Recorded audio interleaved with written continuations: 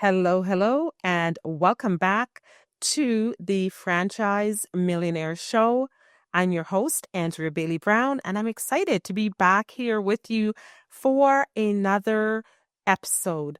We are here to help you learn how to build your dreams, how to become an entrepreneur, and specifically, why not do it through franchise ownership?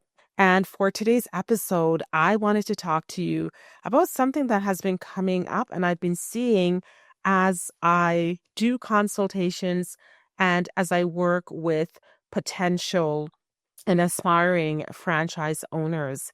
And something that I'm seeing is that people are saying, you know what? I want to do this. How do I know if I'm ready? How do I know if now is the time? And I'm feeling a lot of fears around it. I'm a little nervous. I'm scared about giving up my job. I'm scared about not having a regular paycheck. I am scared about taking the big leap because it seems like such a big leap for many people. And some people are scared of losing their investment as well. So those are all things that we understand, and that's part of the work that I do. It's not only to help people invest into franchises.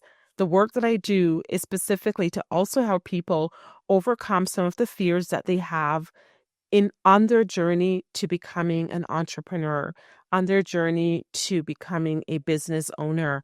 So everything is really connected, right? It's not just about business ownership. It's about what happens when our friends and family do not support us. What happens when we get all the nerves and we get fearful ourselves? And what happens when we have to figure out how to find finances and find money to invest in our venture. So I'm here to really help and guide you through this process about knowing if you're actually ready. And realistically, what I want to focus on is, what do you do with the fears that you have? How do we look at them and how do we overcome them? So sit back, relax. You are going to want to take some notes for this one because I'm going to be giving you some great tips about overcoming your fear of franchise ownership and entrepreneurship overall. So let's get started. One of the things that I've noticed with people is that they have been taught to believe that negative equals realistic and positive is unrealistic. So I see more people are willing to lean into the fear of business ownership, the fear of loss, the fear of not being successful, the fear of, oh, I know someone else who did it and it didn't work. And for some reason, that space seems way more comfortable for people than the other side of being positive. Like, what if this actually works out? What if I'm more successful beyond my wildest dreams? What if I start with one franchise location and then I expand into another location? That is a lot harder for people to be positive and to believe that the best can happen. So more people lean into their fear of loss versus the potential for gain. So let's spend a bit more time on dealing with the biggest things that people have, and that is dealing with the fear. So there is a great book that I read probably 15 to 20 years ago, and that book was called Feel the Fear and Do It Anyway. And that was written by Susan Jeffers. And that book, I really believe, changed my life as to how I really look at fear. And it's become a classic. There are a few acronyms about fear. Some people have it that fear is false evidence appearing real. Some people say forget everything and run. So it really depends on how you view fear. But when I read this book, Susan talked about the different levels of fear. And the level 1 fears that we have are about the things that actually happen, that can happen to us. These are the things that we don't necessarily have any control over. And one of those, for example, people have fears around aging. That's going to happen if you get so lucky and blessed to live a long life. Aging will happen to you. Retirement. Some people have fears around that. Those are things that happen to us. You get to a certain age and your company will say to you, you have to retire by 55, 65, whatever that number is. If you're working in a corporate office or in a corporate world, people also have fears around their children, like something happening to their children or their children leaving home. Another set of level 1 fears, things that just happen, would be like natural disasters, right? Hurricanes, floods, fires. Those are just natural disasters. We saw that happen recently in California with the fires, and we've been seeing a lot of flooding, etc., happening. So people fear that loss of financial security will also happen. Fear of wars, like wars will happen where you live. And again, as an individual, you may not have control over, war breaking out in your country. Fear of illness, that also things that just happen to people. And losing a loved one, that's a realistic fear that people have. And so those would be considered level 1 fear. Another part of level 1 fear are those fears that require action. And people fear those as well, such as the action of going back to school. What if you're too old for it? What if you don't pass? Another one would be fear of making decisions. Some people, it takes them a while to feel confident to make decisions. Fears around changing a career, because that requires action. So all of these I'm listing now are the action ones, because, some people would rather be fired than changing career because they don't feel empowered to find new work for themselves. Ending or beginning a relationship. This has to do with whether you're married, common law, whatever it is. Some people stay in bad relationships that they know they should leave, but it's way more comfortable, way more easy to stay in something than leaving, because it's going to require action of having to tell your spouse or partner, hey, this is not working. Finding a new place, getting up, packing, all the things that comes with that. So people stay put. Another thing is that requires action and fear about losing weight. Some people are afraid they're going to be different. Their partner might see them differently. They may lose friendships. And so these are some of the things that people actually fear. Some people actually fear getting behind a wheel. So I know some people, it's been years, they've moved cities, countries, and have never driven. So because again, those require some sort of action. And I've also seen some people have the fear of like public speaking.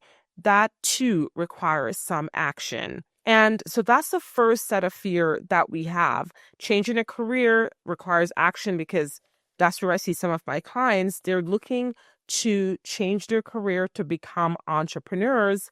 And often they are unsure as to how to go about doing that. And it requires a lot of fear. The level 2 fears that Susan Jeffers mentioned are the ones that involves our ego. And those are really big ones. So what are those? Those would be considered such as rejection, right? Imagine asking someone out, they're saying no. Rejection means going for that job or that position and not getting it. Going for the sale and the person's like, nope, I don't want to buy right now. So rejection is a big one. And these are the fears that I have to say they have to do with your inner state of mind rather than exterior situation. Level 2 fears, again, some people actually fear success. What if this works and I'm really successful? I don't really know what I'll do. We think people fear failure, but they fear success just as much. Another thing is fear of being vulnerable. People don't want to really tell the truth and open up. Fear of being conned. Like a lot of people like, is this a scam? What's going to happen? Will I make my money back? Fear, helplessness, loss of image and loss of status is another thing that I see a lot of people actually fear, right? So these are some of the things that happens when we are looking at investing in a business, investing in entrepreneurship, and it all ties in with taking action and the next move. And what if this doesn't work out? Then these are some of the fears that we are going to have to live with. And finally, something that Susan Jeffers says in her book was that at the bottom of every one fear is simply the idea like, what if I can't handle this? What if I can't handle getting older? What if I can't handle losing my job? What if I can't handle getting fired? What if I can't handle losing money? And so that is something that we really have to think about, is getting behind, like, what are some of the biggest reasons that we are challenged with making the decision to becoming a franchise owner or becoming a business owner? And so the question is, if you knew you could handle anything that came your way, what would you possibly have to fear? And the answer is nothing. If you could handle anything that comes your way, what would you possibly have to fear? Nothing, because you can handle it all, right? So all you have to do to diminish your fear is to develop more trust in your ability to handle whatever comes your way. So yes, we are going to talk about trust of handling whatever you may find that will come your way.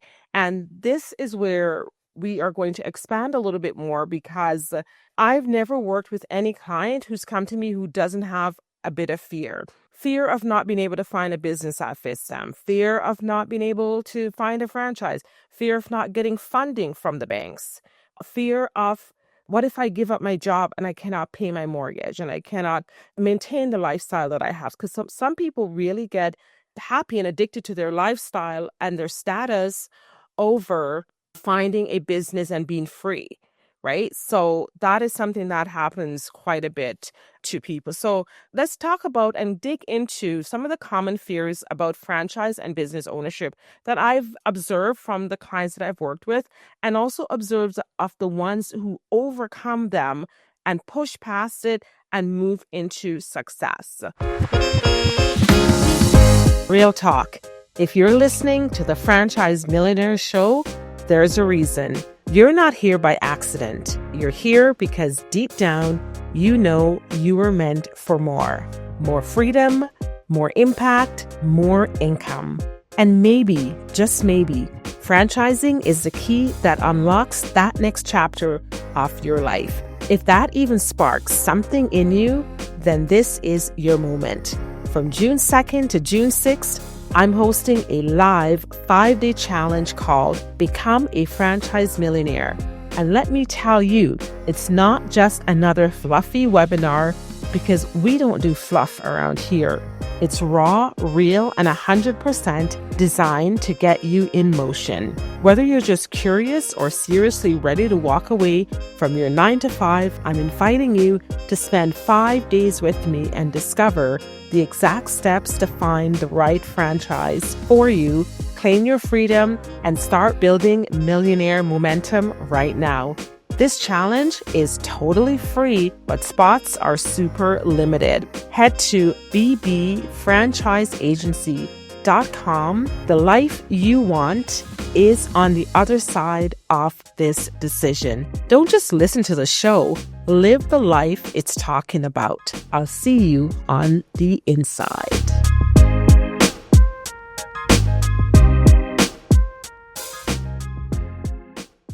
One of those fears that people have would be their initial investment. Some people are they have fear of losing a significant amount of their personal savings and their retirement funds. And that's why when we work with our clients, we walk you through what can you afford, what would make sense. And a lot of franchise brands that we work with, we don't want to see people suffering. So we'll say to clients, no, this is not a good fit because you do not have as much financial savings as you desire. So losing money will happen if you don't do your full due diligence to find out which franchise is a good fit and what's required to run the business, how long have the franchisor been in business, and we prepare you with all of those questions and facts before you go ahead and sign on the dotted line. Another fear that I see some people have in terms of making their decision is ongoing financial strain. They're afraid that if they invest, then they were going to be out of money for a while. So one of the questions that people often ask is, how soon can I get to break even? Or how soon do we get a return on investment?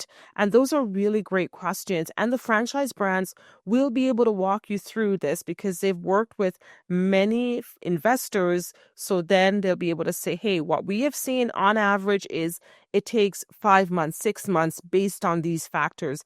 Of course, there are no guarantee that's going to be exactly, 6 months, 3 days, and an hour because everyone is a little bit different. How much are you putting into your business?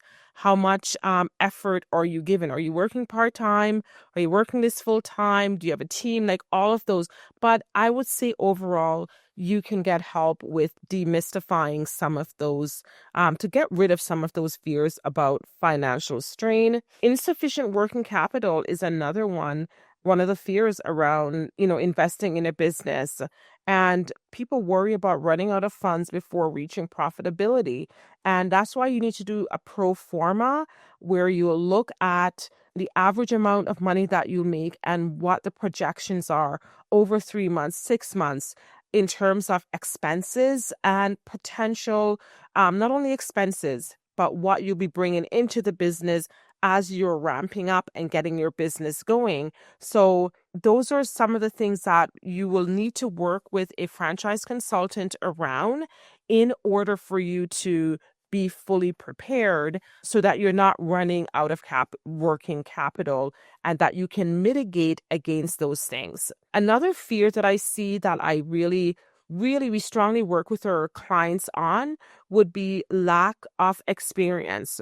So many clients that come to us do not have experience per se in the franchise that they're investing in. And that's what makes franchising so unique. Franchising is the only industry where you can invest in without having any previous experience. So we have franchise brands where you can own a restaurant and you don't have to have prior restaurant experience. You can own a senior care company. You've not been a nurse or a doctor or work in that industry at all. You can own accounting firms without being an accountant, right? But it's again, the business model is what really makes it work and why franchising is so, so unique. So a lot of clients will come, they'll doubt their experience. And what we do is we will put you right in front of the franchisor, ask your questions, and they have a list of what's considered an ideal client.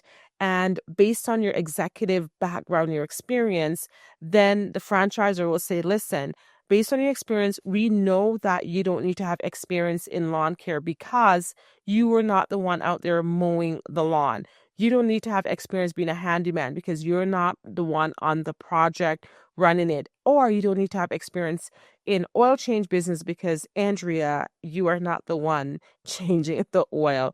That's not what we need you for. We need you to run the company, not going out and doing everything yourself. So those are some of the fears that people have, and we walk our clients through each of the fear. These are legitimate fears. And if you have someone that just says, oh, don't worry about it, it's okay, doesn't matter, then maybe, just maybe you should be saying, not sure about this. Get your questions answered so that you can be better prepared to overcome some of those common objections that you have. Some people have a little bit of decision fatigue. They cannot decide what to do. And they have a fear of making, countless critical decisions without guidance. Like their decision fatigue will happen because they have a lot of different decisions that they have to go through. And having someone to work with to bounce things off can be very, very helpful as well. Another concern is their leadership ability. I've worked with people who've not had to manage anyone, or they're so used to doing everything alone, a solo business. And the idea of actually running a business properly and managing people, some people have uncertainty around managing employees effectively and having some of those leadership skills that they need to have. So those are some of the things. Another fear that I see people come up with that they have around starting a business is the market that they want to get into and the viability of the business. And so that I see those come up in the form of people worry a little bit about, is this industry saturated? Is this market saturated? And they fear that there's too much competition, which will make success kind of impossible, or success really difficult for them. And what I say is, a lot of entrepreneurs coming in, especially when they're inexperienced, they're looking only for like a blue ocean strategy, meaning that they're looking for like, they want to be the only one in something. Or I have a clients that we had in the past, and they want to get into a business, and this is like the business has been around for a while, and they wanted just a prime area, and it's no longer available because so people get concerned about competition. Like, they want to be the only one doing something. I want to be the only burger company. Could you imagine if Wendy's have sat back, or Five Guys burger sat back and said, listen, you know what, McDonald's is already here, so we are not going to do anything. Carl's Jr.'s burger sat back. We're not going to do anything because McDonald's is already here, and we don't want to have any competition. Competition really makes you stronger. It makes you better, and it makes the marketplace. Everybody has to level up, because if you don't level up, then your competitor is going to take some of the profit. And in some markets, you can afford to have 2, 3, 5 different businesses doing the same thing. And that's where you have to find your unique selling proposition, your unique value proposition that you bring to the market. What makes you different, right? So worrying about market saturation without getting the actual numbers on your business is just another way of you stretching things out and not wanting to make a decision. And so you come up with something that's going to basically hold you back. And so we're going to get into the part of, how do you know if you're ready? And the main thing is, you know you're ready when you basically can overcome some of these fears that you have developed in your own head. Another thing that people are concerned about, and their fear around market changes, like they worry about the industry disruption or economic downturn. And in every 10 years or 8 years, there's going to be some economic up, economic down, whether it's pandemic, whether it's the recession. It's just part of living in a capitalistic society. Things are going to go up and things are going to go down. But you have to ask yourself the question, am I fully equipped to handle whatever happens, whether the market goes up or if the market goes down? Am I equipped to handle that? And you are equipped if you prepare yourself and you ask the right question, you're in the right market, and you're also in an industry that, I like industries that are recession resistant, right? That they keep going no matter what the market is happening out there. Your business will stay stable and your business will stay consistent. And so another fear that people had is, what if I choose the wrong business? That is a massive one for people. And again, it is around something like believing that this is outside of your control. You have to be able to look at, how do you make your business decision? We have inside of our 5-day challenge that we will be running in June 2nd. We start in June 2nd to the 6th. We basically teach about the Pearl method on how to evaluate a franchise, right? What are some of the things that you look at in franchise evaluation? So we go through our entire methodology on decision making and how to evaluate if a business is right for you, not right for the person selling it to you, not right for the company pushing that on you as one business. How do you evaluate a business that is okay and not okay, that's excellent and right for you based on what you want to do and the life that you want to live and your lifestyle? So business selection, business evaluation is so crucial. I've seen people go out there, make decisions on things they know nothing about and with no guidance, and then they're really surprised as to how the business actually makes money and how the business runs. And the final thing I see people do is they have fear around location failure. Like, are they selecting the best location? Will this business work in a certain area? And this is where franchising come in, because the franchisor will develop They have systems for territory selection. How many homes should be in this area? How many schools should be here if you're in an education business? For senior care, how many seniors over 60 or so live in the area, in that population? And they also will know what numbers really work for that business that you're getting in. Like 60% senior works versus only 20% seniors in a certain area. So they have all of those numbers. So I would say that's how you mitigate against wrong location selection. If you're not working with someone with the knowledge that I just spoke about, then you would not know what are some of the things that the franchisor can do to mitigate against wrong location selection. Another thing that I want to look at for you is you really need to get yourself ready mentally and get your mindset ready when you're looking to invest in businesses. And how do you know if you're ready? You will know if you're ready once you work with someone like myself and our team. We walk you through everything that you need to know if you're ready. We start with your assessment. The assessment will tell us your readiness for single unit investment or multi-unit or area developer. So that's the first thing that we do to help you, to show you we're not just throwing spaghetti against a wall. We're actually using a proprietary system to get you ready and to find out what your readiness is. The second thing for readiness, for knowing if you're ready, is the amount of money that you have to invest.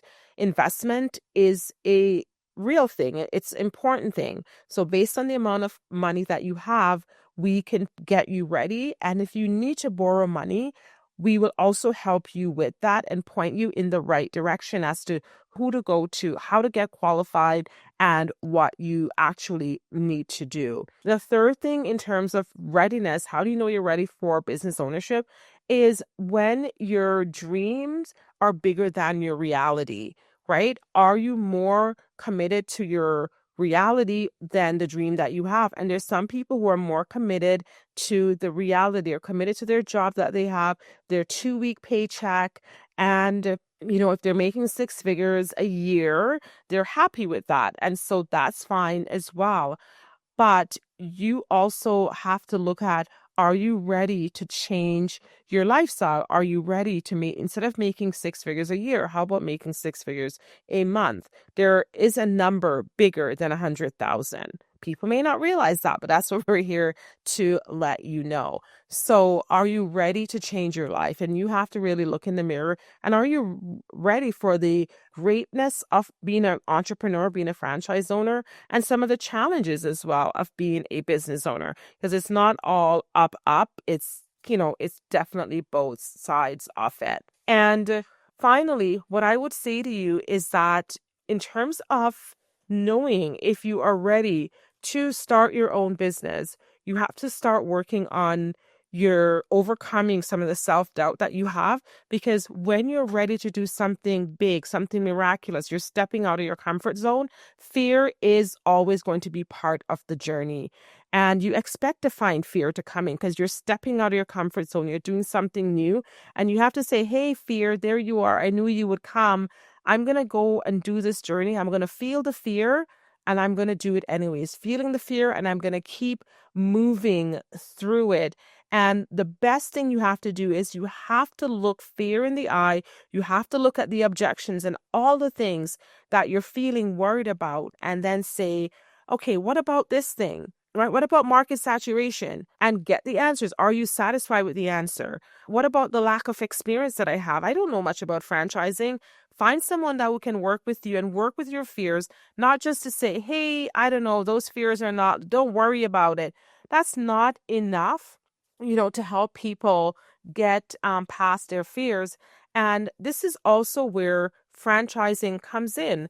Why, when you invest into a franchise, you are investing in a business that has proven operational systems, standardized training that you are going to get. The franchisor is not just going to say, here's the business, figure it out. They're going to work with you as long as you own that business, not just when you buy the company, but when you are operating the business as well. There are documented processes that you will go through. There's also playbooks for marketing. You're getting guidance all the way through from day one of signing the franchise agreement, all the way until you operate your business, whether it's for 5 years, 10 years. And this is, again, the thing. Everyone focuses on some of the negatives in franchising, such as, oh my gosh, I have to pay royalties, I have to pay ad funds. And that's where the brain sometimes, for some people, really feels good, is focusing on the negative versus the positive.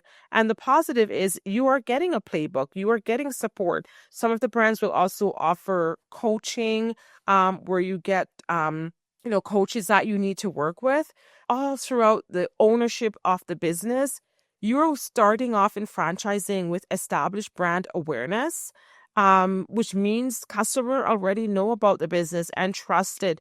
And you're getting coordinated advertising efforts that are being put together in masses so that you can be advertising on the radio, on TV, over, digitally, and putting out big ad spends as well. And sometimes it comes with built-in customer base because people actually know you. And so another thing that I value in franchising is that peer support network, that you are not alone throughout the entire process. And that peer network is very helpful. When you're having challenges with something in your business, you have people that you can actually work with. So we talked about location failure. A lot of franchise brands, or most of them that I work with, will offer site selection assistance and construction design guidance and pre-opening support. They come out and they do ads and marketing for you. It's just such a great system. So what I would say is, if you're scared and you're ready, get a franchise consultant to work with you. Get some help, get some guidance, and don't just push the fear aside. Look at fear in the face and say, hey, I know you're there, but I'm ready to work with you. I'm ready to work past you. So that's it for today's episode. It's okay to feel the fear and do it anyway, and make your dreams a reality. Don't just live in the clouds anymore. Bring it into reality. And I cannot wait to help you become the next franchise millionaire. Bye-bye.